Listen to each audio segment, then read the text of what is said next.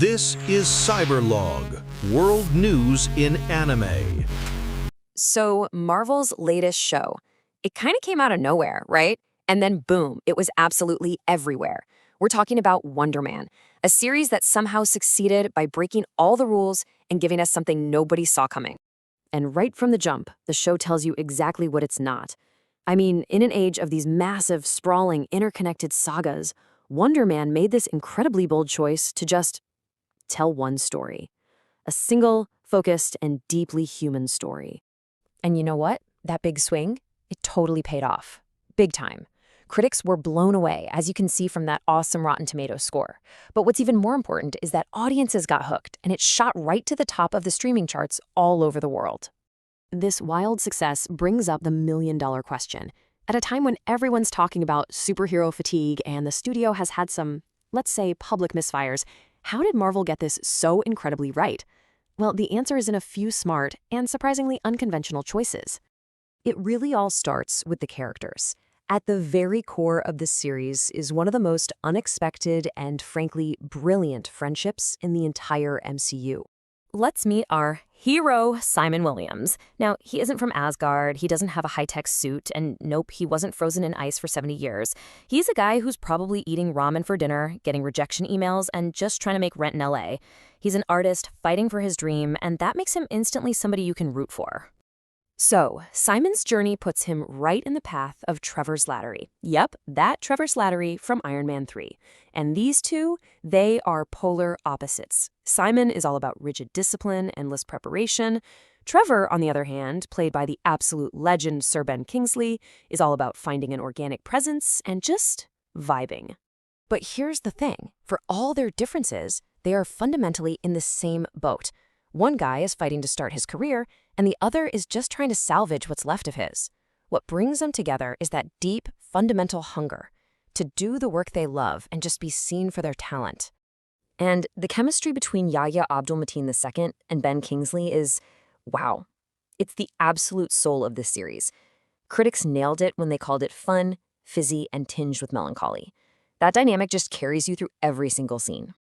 Okay, so you've got this amazing character dynamic. But you need a killer conflict to go with it, right? And this is where the world building in Wonder Man gets so clever. It creates a problem that feels totally unique to this little corner of the MCU. Get this, it's called the Doorman Clause. So in this version of the MCU, a law was actually passed that makes it illegal for anyone with powers to work in Hollywood. The government basically decided that giving superpowered people a platform to shape public opinion was way too dangerous. And this just creates this impossible personal conflict for Simon. Because, see, he's not just a struggling actor, he's a struggling actor who secretly has these insane ionic energy powers. He's trying to land the role of a superhero in a big movie, but if anyone finds out he is one in real life, his career is done. Even worse, he could end up in prison. So the main antagonist here, he's not trying to snap his fingers and wipe out the universe. The villain is bureaucracy. He's a damage control agent who needs to fill up his empty detention center to justify his budget. The villain is literally middle management. The threat isn't a cosmic snap, it's paperwork. And this is where the show just gets so brilliantly meta. Think about it. It's a show about superhero fatigue that takes place inside a universe where superheroes are an actual everyday reality. The layers of irony there are just chef's kiss. So, okay, what's the big takeaway here? Let's break down exactly why this very un-Marvel approach worked so unbelievably well and maybe what it means for the future. The success really boils down to 4 key choices. First, it's a Marvel Spotlight project, meaning you can just jump in cold. No homework required.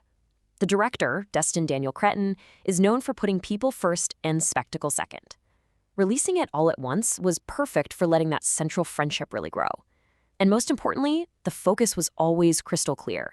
This is a story about an actor's dream, not about saving the world. At the end of the day, this show is about the real, emotionally draining work of being an actor. Simon's powers aren't some gift he uses to solve his problems. They are a massive, life-ruining complication he has to hide. The show is way more interested in his audition process than in his energy blasts. And that just perfectly lays out the show's central idea. In a universe packed with gods and monsters, the real superpower is the dedication to your craft, the vulnerability of a performance, and that fight to make your dream a reality.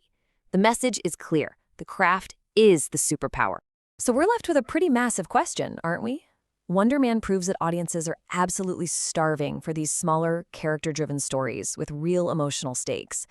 Could this be the new formula for Marvel? Is it a sign that the future of the universe is a little less cosmic and a whole lot more human?